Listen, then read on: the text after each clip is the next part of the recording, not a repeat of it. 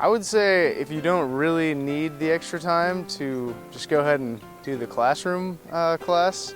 But if you do work a lot and you have other obligations, then the online class can be good to free up extra time.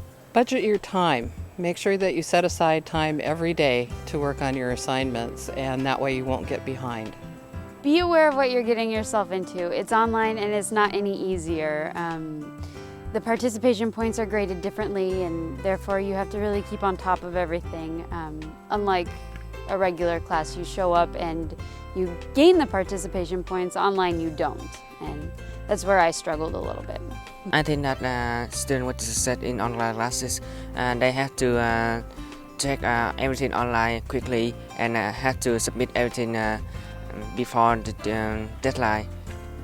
Best advice would be just don't fall behind, don't procrastinate and put it off, because you still got to get it all done, and if you wait till the last week or two, it doesn't make it easy and it kind of makes the professors mad. So always remember that it is a class, and do the work as you are assigned to it as quickly as possible so you don't get behind, because it's easy to forget about your homework and everything without a teacher reminding you in class.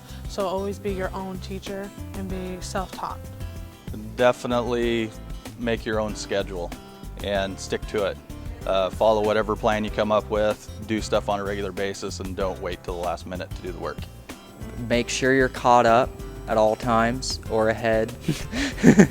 It's really easy to get behind in an online class, especially because you don't have that reminder every day of going to the class and the teacher saying, this is going to be due tomorrow, and you have to actually check every single day. Make sure you're staying on top of your reading.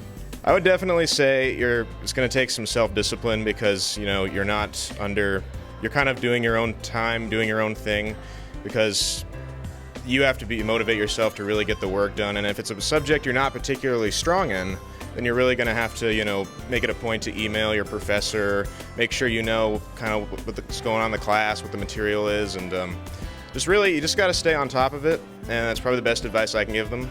And it's just that it's a really big difference from actually going into classroom, and there are pros and cons to both. But if it's your thing, then it's a really good thing to do. The best advice I could give would be to stay on top of all the extra readings that come with online classes. There's often a lot more reading that comes in the online classes and discussion boards, so there's a lot more participation than you would expect with an online class.